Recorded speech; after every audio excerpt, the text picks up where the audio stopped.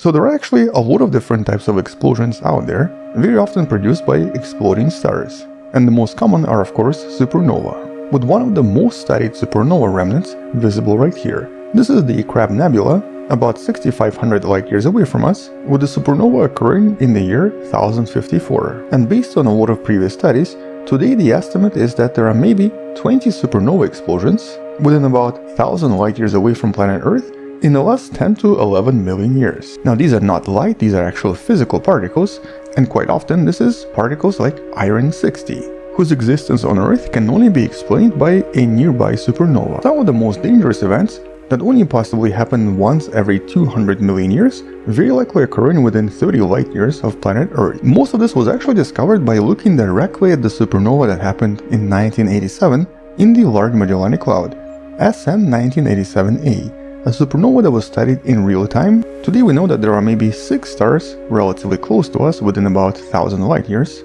that might go supernova in the foreseeable future in the next few millions of years.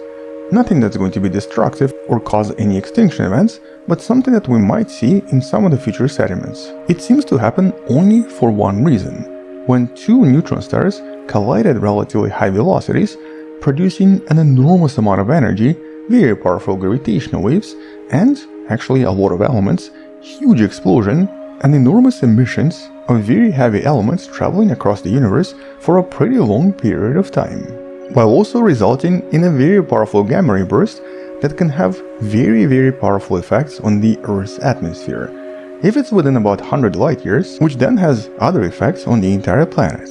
This actually happens because of what's known as radiolysis, when nitrogen and oxygen molecules fall apart and then recombine, forming nitrogen oxides, which then starts to deplete ozone layer, leaving the planet completely exposed to a lot of powerful radiation.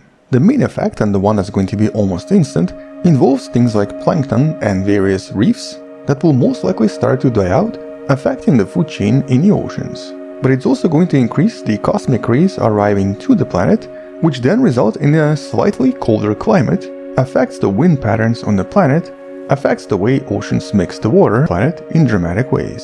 Intriguingly, most of the studies determined that the most common period for supernova to affect the planet usually happen when the solar system passes through one of the denser regions in the galaxy, such as the galactic arms. One of them is the famous Vela pulsar, located 800 light-years away from us, that resulted from a supernova 12,000 years ago, and the Geminga pulsar, or the Geminga remnant, that's much older, but approximately the same distance of 900 light-years. Seem to be flying through an ancient supernova remnant that's very likely filled with iron-60, which seems to be deposited onto the planet right now. A lot of elements on the planet, and of course a lot of elements inside your body, have also come from these powerful events.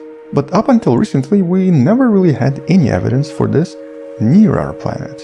Yet the researchers in this study reanalyzed some of the samples discovered previously, discovering signs of something that could not have been produced in a supernova. Plutonium-244 has a half-life of 80 million years, whereas iron-60 only 1.5 million years. By comparing the ratio, it becomes possible to know exactly when they arrived to the planet, with these samples potentially being 3 to 4 million years old. And though other studies have suggested maybe this is a different type of a supernova that's able to produce plutonium somehow, including some kind of a very powerful collapsing star, this study determines that it's unlikely and neutron star collision is the most likely culprit, suggesting that this actually happened within about 500 light-years away from the planet in the last 4 million years. So that powerful explosion that resulted in the powerful rays going across the universe did not point at us at all, with the elements coming to our planet detected in these samples very likely produced by some kind of a powerful wind that resulted from this extremely powerful explosion that traveled for hundreds of light-years. How frequent these events are in the universe and how likely they are to happen relatively close to us. But because by nature neutron stars are extremely difficult to see unless they interact with some kind of a star, and in this case they usually don't,